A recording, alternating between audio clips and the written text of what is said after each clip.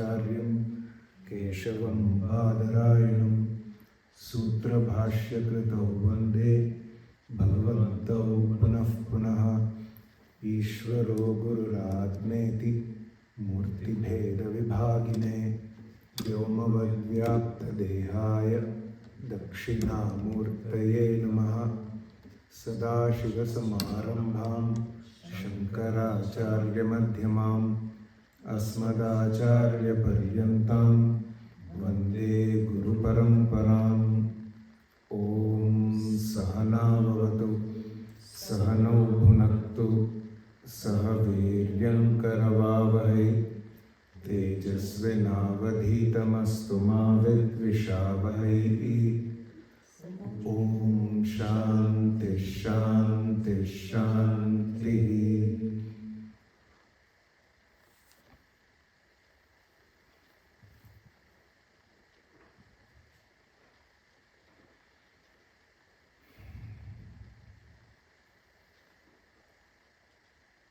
So the topic of this retreat is, who am I?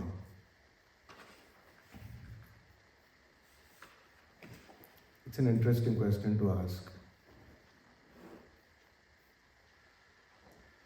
Generally, the only thing that all of us are really sure about is the answer to this question. At least we think so. So when someone asks, who are you? Then you have an answer. And during the course of these talks, we will explore as to whether my opinion or understanding of myself is complete. So whether what I know of myself is all that there is, or there is something more that I'm missing here.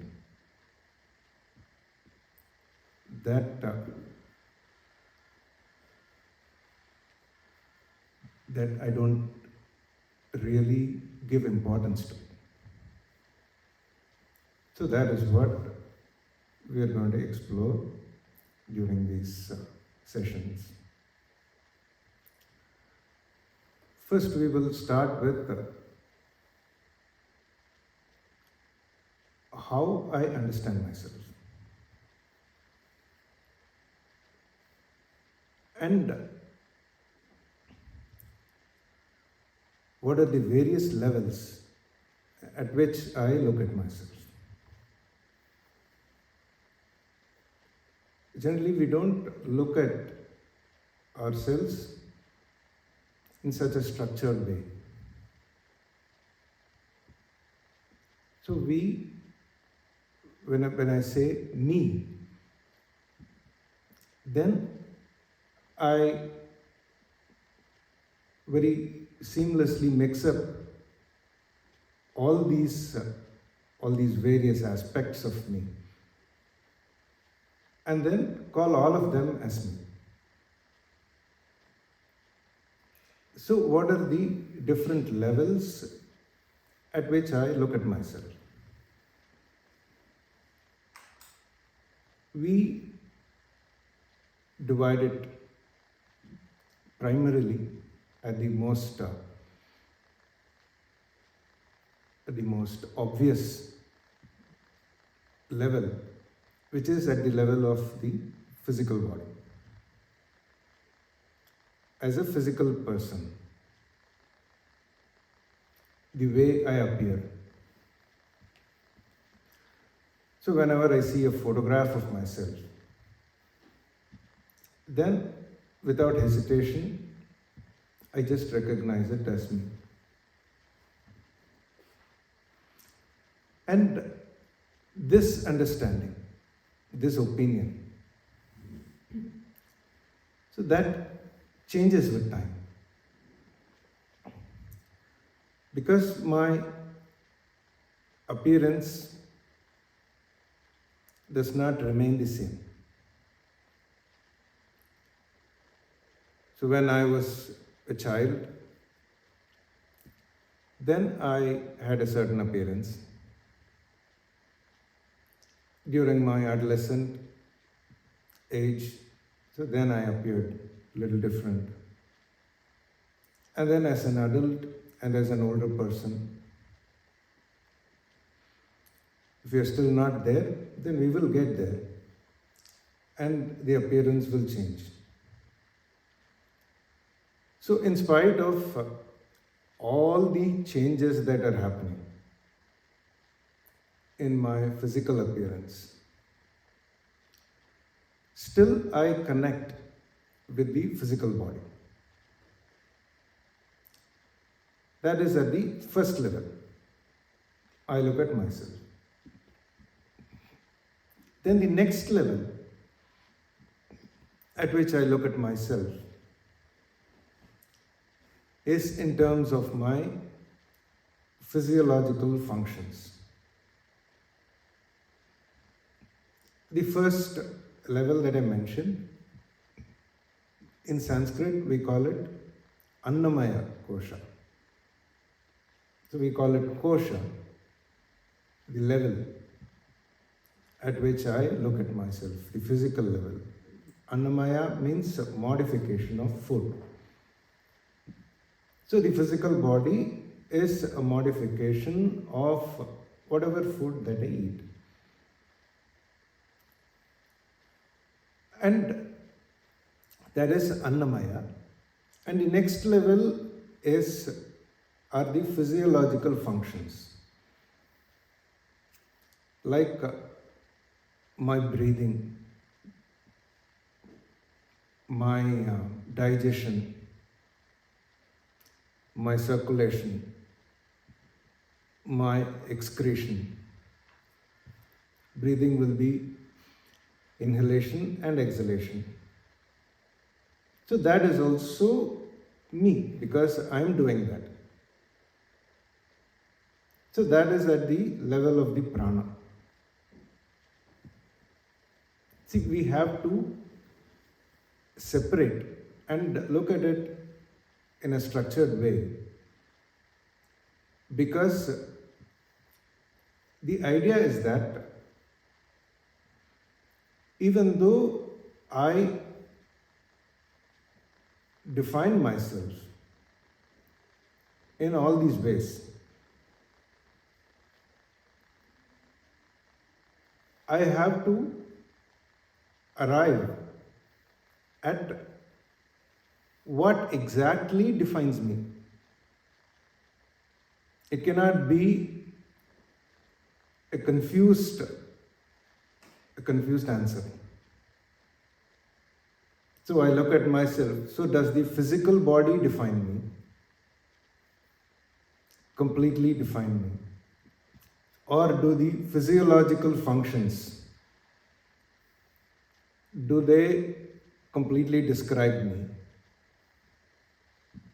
Or the next level is the psychological level, at the level of thoughts. So then I have my emotions, the emotions that my mind undergoes. That is why I say I'm sad at this point. I'm happy at this point. And then I'm depressed. I'm angry. I'm jealous. I'm compassionate, positively. So whatever kind of thoughts I have, they also serve to describe me at one level. So that is the manomaya. So the pranamaya, the physiological functions, they are also at a level subtler than the physical body. So even though they express through some organs, physical organs, like the stomach or lungs, but still the way we look at it is they are a function of the subtle body. And then subtler than that is the mind. The thoughts, emotions, feelings. So like the love you feel for a person, the attraction. So all those feelings, they are part of the mind. And then at another level, I also look upon myself as a thinking person, as someone who has an intellect and who has a certain kind of knowledge. So all of us have knowledge of something or the other. So that is the level, and sometimes when I write my CV, when I write my resume, then the way I describe myself is in terms of my qualifications, is in terms of what I'm capable of, what I can do. So that is all at the intellectual level. So that is called Vijnana. And then at the most subtle level is what is called Anandamaya. All of what I do is primarily driven by the desire to be happy. So that is what is the driving force behind each and every activity that I do, the smallest activity. So that is at the level of Anandamaya, Ananda. So that is also called the causal body or the Karana Sharira. So we have the physical body, which is also called the Sthula. Just a Sanskrit word for it. The physical body, and then the subtle body, which is composed of the prana, and then the mind, and the intellect. And then the causal body, which is called Anandamaya. So, when we ask ourselves as to who am I, then usually it is a combination of one or more of all of this. And that is the opinion that I have of myself. Generally, I don't find the need to question that opinion. Everyone has the same opinion about themselves. And we think that is sufficient for us during our life here on the earth. And this opinion, this is what defines each and everything that I do in my life. This opinion of myself at one or more of these levels. This is what is the primary knowledge with which of myself with which I operate. So that defines what kind of aspirations I have for myself, what I desire in various ways. So my understanding as an individual operating at any of these 5 levels, what I want to become in future, and then that defines what kind of relationships that I want to have, that I have or that I want to have. In fact, that decides everything in my life. Like aspirations, desires, relationships. And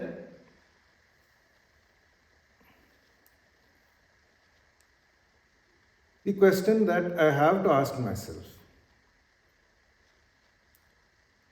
is that whether this opinion or this understanding, am I satisfied with this? Is it really giving me what I am seeking?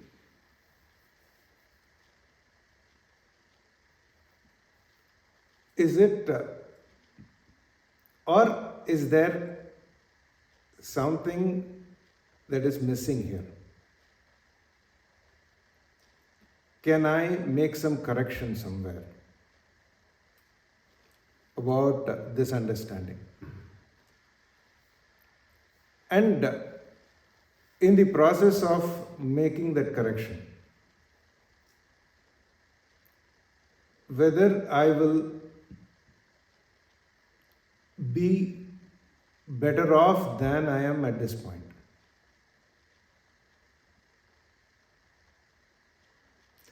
So this is where our ancient wisdom, so that comes and tells us that as human beings,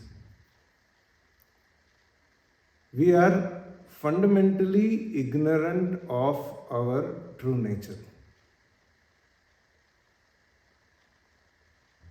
In fact, we can be happy about one thing, that we are all in the same boat. So there is no exception here. So no one is ever born wise. If someone really has all the wisdom, then there is no need for that person to come here. What is the person doing here? Unnecessarily struggling with so many problems. So we are all here because fundamentally we are born without complete knowledge of ourselves. So our ancient wisdom tells us that, it also promises to help us getting over this ignorance. That I am ignorant is a fact. But just declaring that you are ignorant is not going to help in any way. So that is where, thankfully, we also have the knowledge that can help us get rid of this ignorance.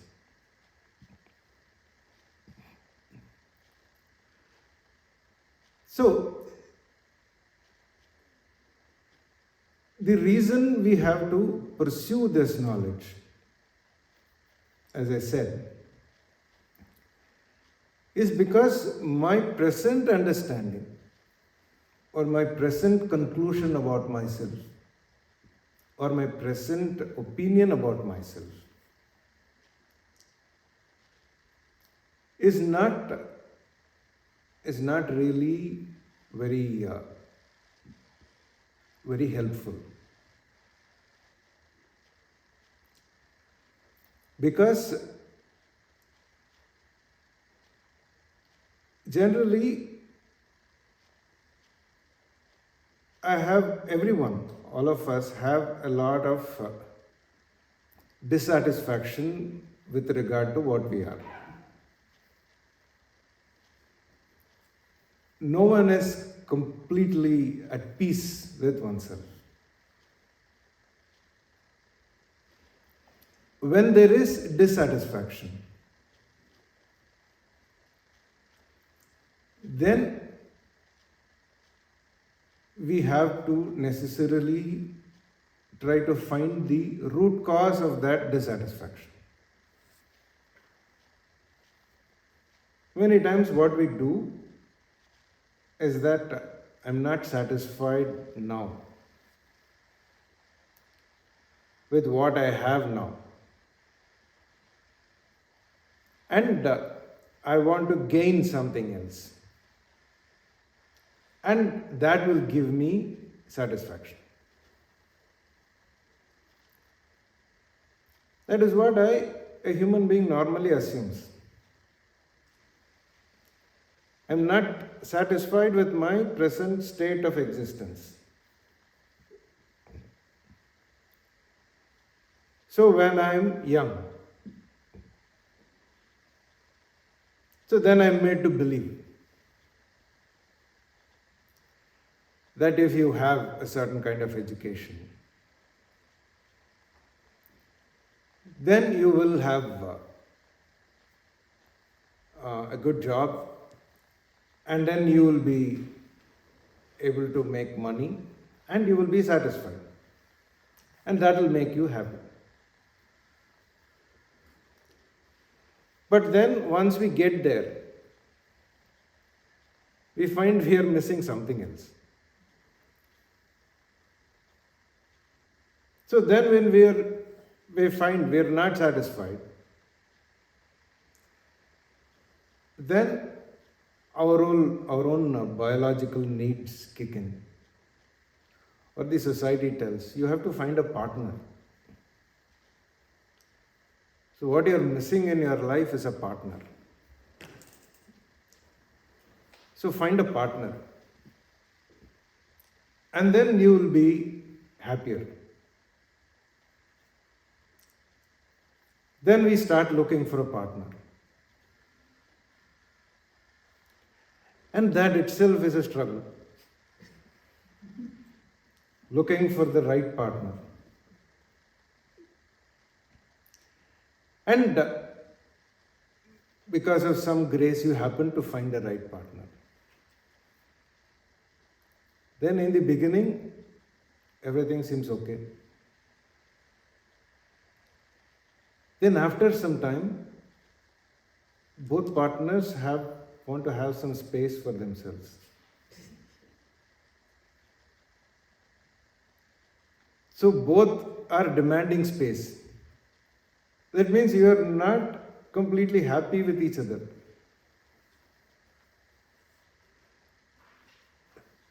So even if you are, okay, you try, you manage. There are some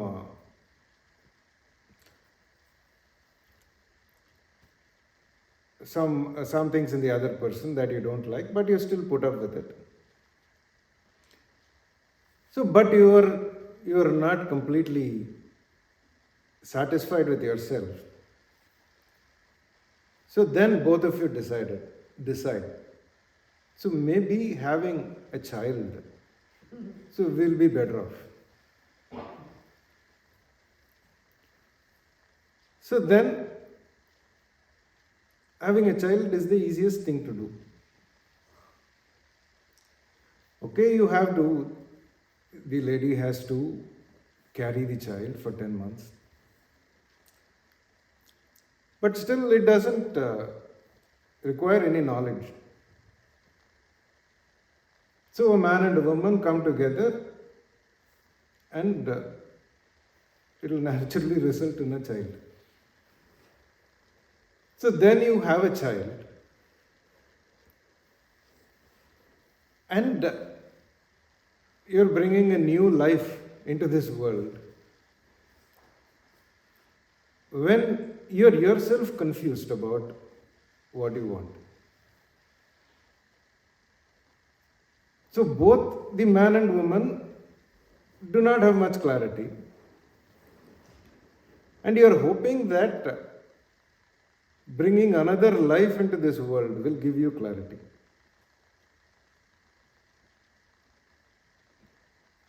So that is the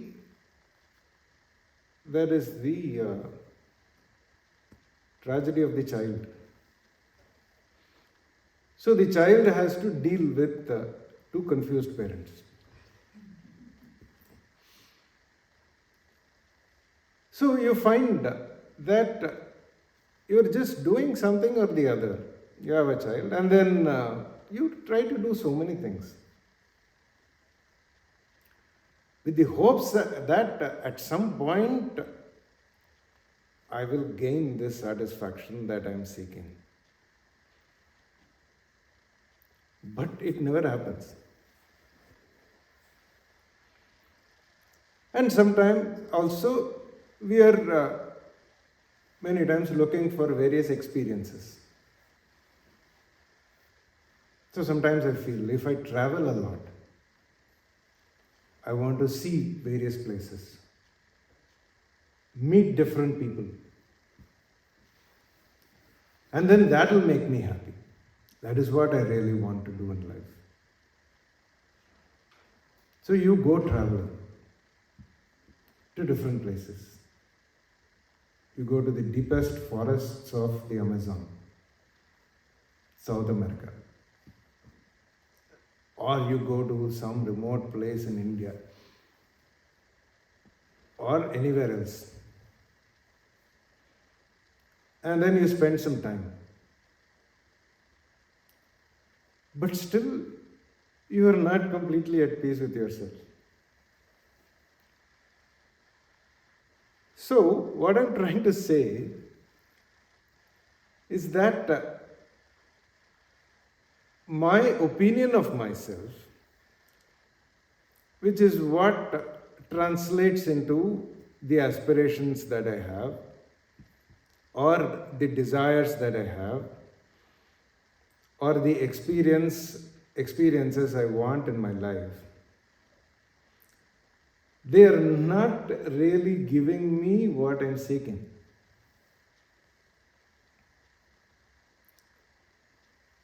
This is a universal problem.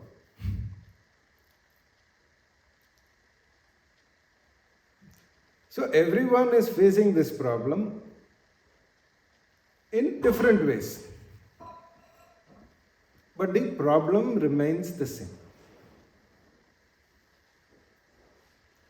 So this is where our scriptural texts, they come and tell us that you are actually barking up the wrong tree. You are going in the wrong direction. So to be happy,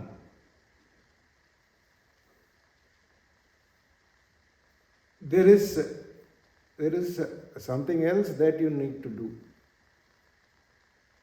You need to correct your opinion or understanding of yourself.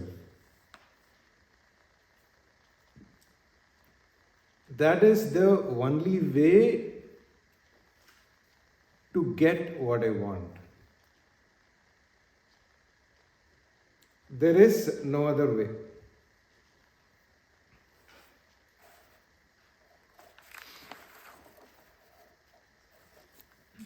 And all the problems that I face are really because of an identity crisis that I am suffering from.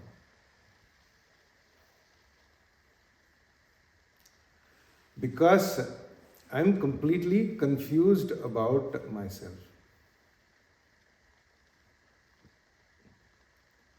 So this identity that I'm totally sure about of myself, that identity itself needs to be inquired into.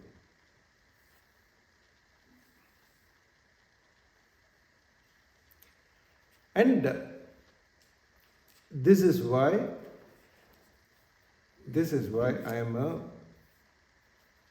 a unhappy person. And being unhappy is unique to a human being.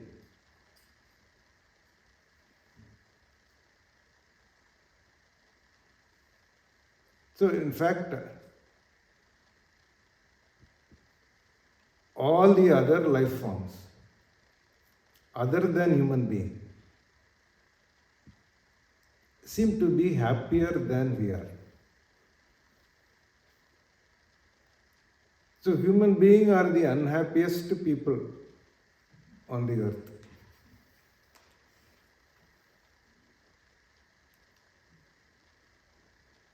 So you look at a cat. So there is a cat in Satya's house. He very happily sleeps for 18 hours a day. And then even when he wakes up, so his world is very small. So either ask for food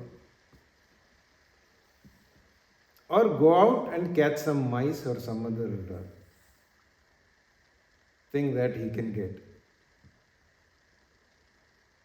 And then come back and sleep.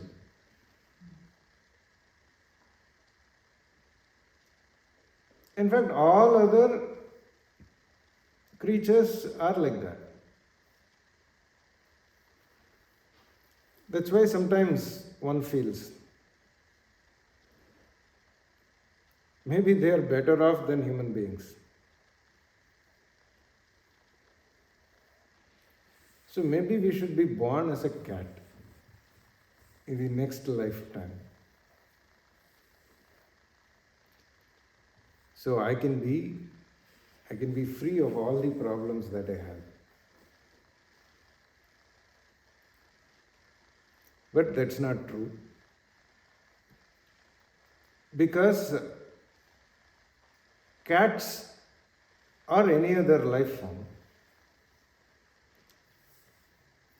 they can never get themselves to ask the question, who am I?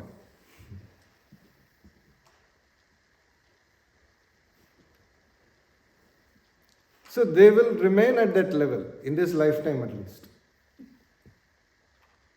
If one is born as a cat or a cow or a dog, you will die like that. And you don't have to do anything. You just have to eat and then wait some time. So you will grow bigger. And then when you grow bigger, so you do whatever you're programmed to do. And then die. Some of them live for a short duration. There are some creatures like tortoise. So they can live for even 200, 300 years. Probably even more, I don't know. I think they live for 300 years more. So, a very long time. But still, even if they live for 300 years, they will not be better off from where they started. They will just die like that. But as human beings, we are definitely privileged. And then this privilege is a double-edged sword.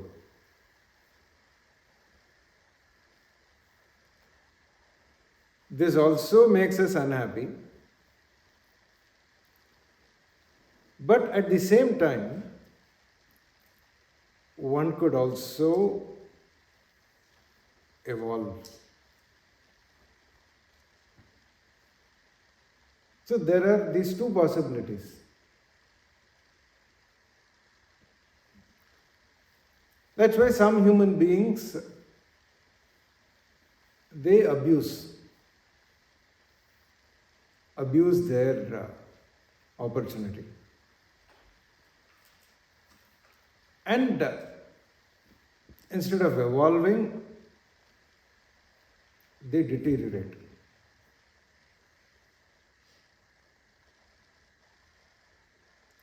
So the choice is in our hands. Whether we want to use this opportunity and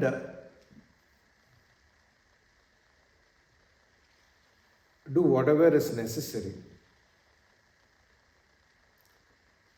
or we want to fritter away. Even if we fritter away, then we can come back. But we lose this chance.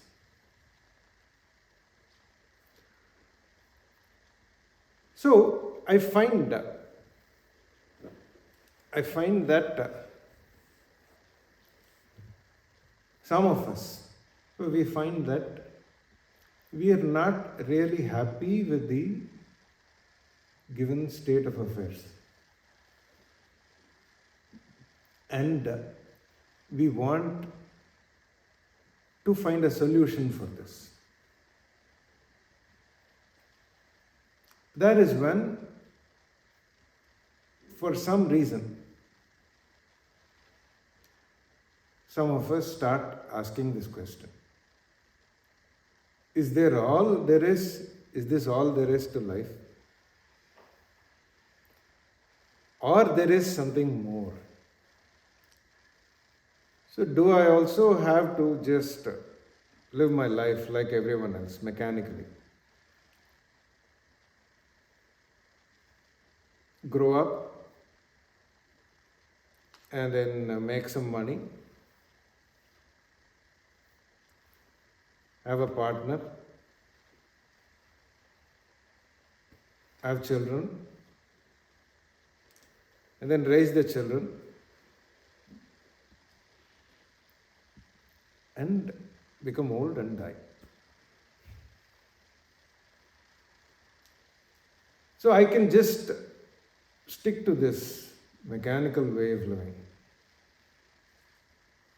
or I can choose to do more. That's why there is a verse in Sanskrit.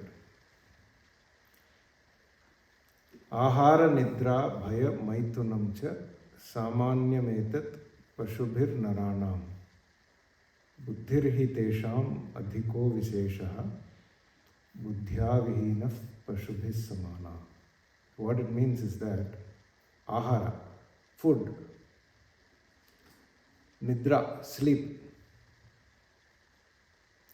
bhaya, fear, food, sleep, fear, and then the ability to carry on the lineage. procreate, reproduce. These are common to human beings and animals.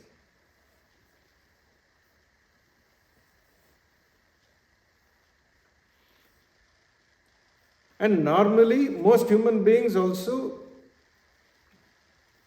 do only this.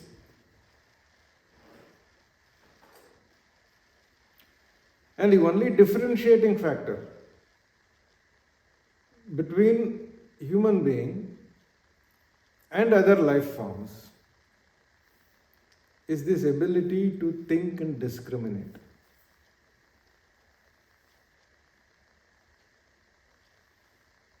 And if one does not exercise that capacity, then we are also no better than any other animal or life form. Because we also end up doing the same thing. Eat, sleep, and then you also have fear, and then you also reproduce.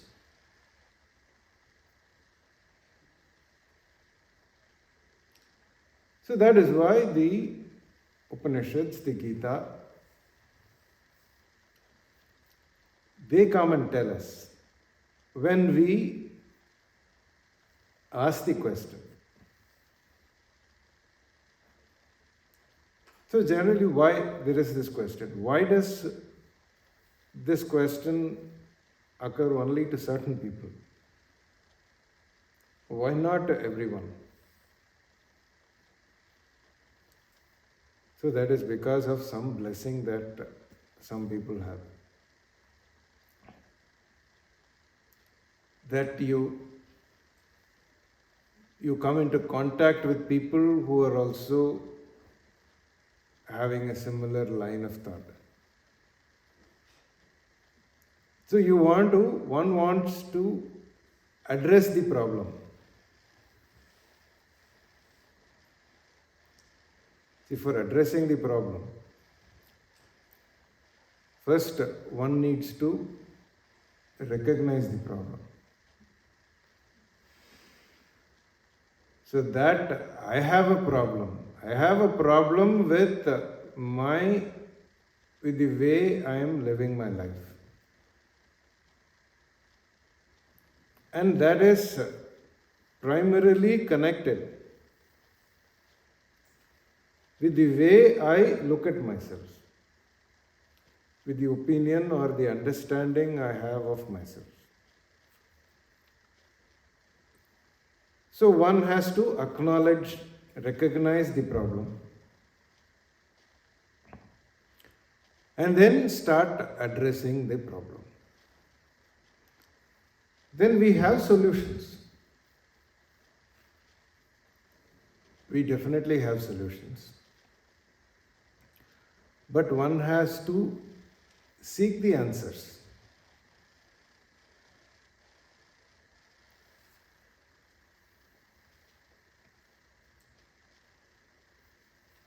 So, what we have seen so far is that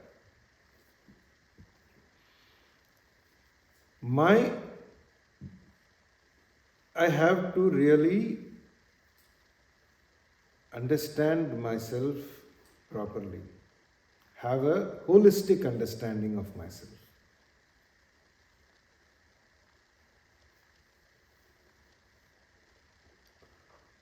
The way I look at myself,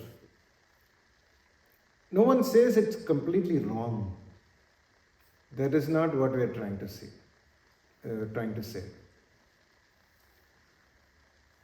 What the scriptures say is that that's a very limited or a very narrow understanding. So you are much bigger than what you have concluded yourself to be. And one can be much happier and then much more at peace with oneself if one can start working on the solution, on correcting this mistake. So I have made a mistake, all of us, and I need to move in the direction of correcting that mistake.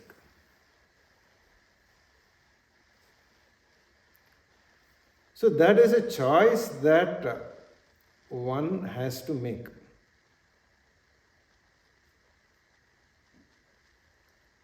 That's a very deliberate choice. It does not happen automatically.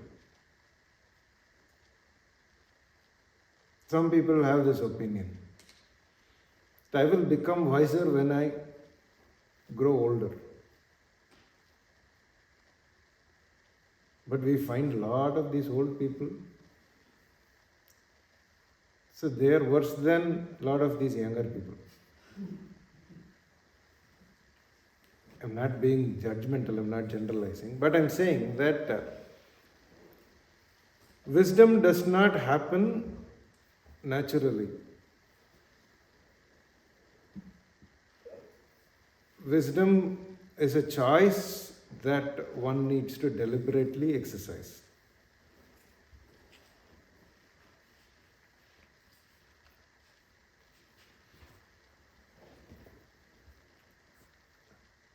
So that is what I have to do.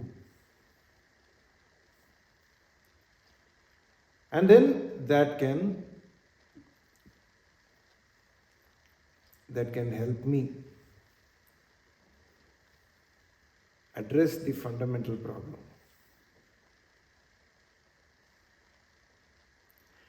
And the benefit is huge. Even though it may be difficult, any change is always difficult. So even though it may be a little difficult to make that modification, but still it's all worth it. Worth it in the bigger picture.